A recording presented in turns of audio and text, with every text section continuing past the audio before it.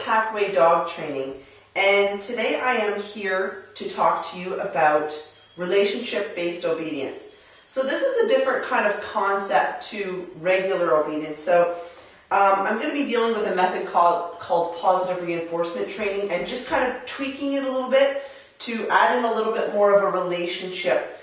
So we're using a dog training method called the lure method, which basically is luring the dog into different positions to get them to sit, to get them to down, to get them to do a variety of different tricks and stuff like that. Now, what I want to do with that is I want to build in a relationship with that, because I see a lot of dogs come into my classes that have been trained, by other training schools sometimes, or something they picked up on the internet. And what happens is the dog is what I call the intelligent dog. They will sit down. They can do it all, but they'll only do it for like a second. So it's not really actually functionally very effective at all, and there's not really much point in it if your dog can only do something for a second or looks for a treat, and there's not really any point to that really. So what I try to teach my students, and we're doing a really great job right now, getting dogs to move over to this concept of building a relationship with your dog while you're training them through obedience.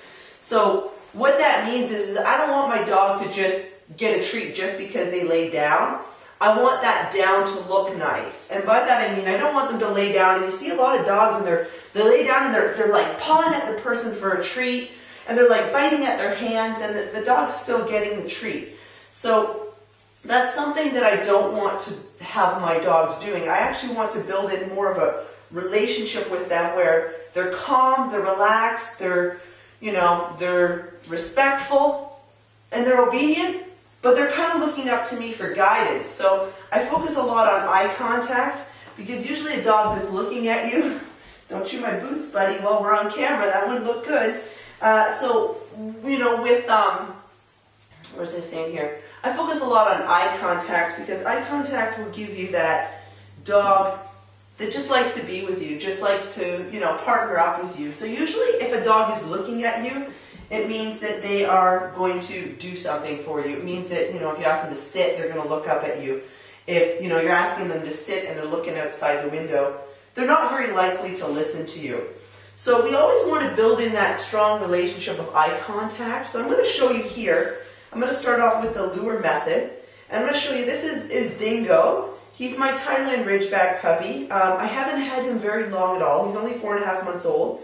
He came from Hungary, so the breeder did an excellent job of socializing him and starting him a little bit with some, teaching him to be respectful and having a good state of mind around food and stuff like that. He's a really good boy. But I just started obedience training him actually just now, because I got him a little bit older. So here you will see I start off with the lure dog training method. I take a treat and I offer it to my dog's nose and drag it down to the ground. I just want him to drop his body. Once he's dropped his body, I treat and reward. So you'll see me do this a couple of times. And all I want him to do is learn to drop down to the ground.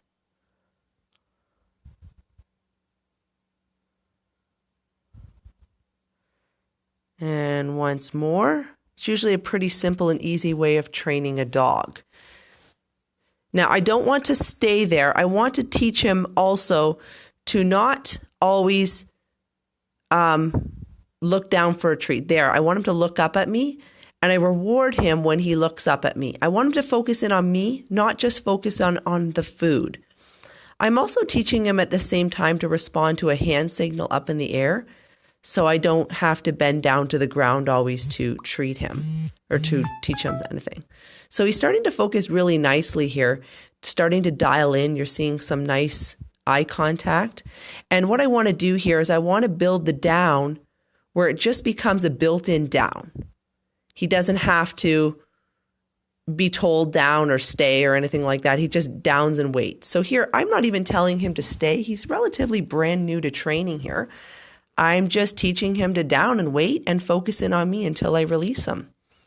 He's doing very, very good. So I'm standing up. He's still watching me. And I'm using food at a fairly high volume right now just to teach the desired behavior. I will wean the food out a little bit later. He has a little bit of a sloppy down here, but the key here is what I want him is just to learn him to place himself, be calm. And what's really neat here is that even though I haven't taught him to stay, he will just hold that position. So it becomes built in, as I was saying earlier. Just the dog learns to wait. So eventually this will be a position that he'll just wait for some length in time. So he'll learn, I'll extend this length of time from, 10 seconds, 20 seconds to up until, a minute, 2 minutes, 3 minutes, 4 minutes. So he just learns to relax and focus in on me. And I like that he's not building an obsession about food here. He's calm, he's relaxed, he's respectful. It's not like some of the craziness that we can get with food-based training. Now here I'm introducing no food, and he responds very well even though there's no food in my hand, which is a frequent problem that a lot of people do have with their dog only responding when there is a food treat. So keep in mind that I just started training this dog. I've done very little work on him, and he's catching on very nicely here. Thank you very much for watching my video, and I hope you enjoyed it. If you have any questions, you can put them in the comment box. I would be happy to answer them, and I hope you got something out of it.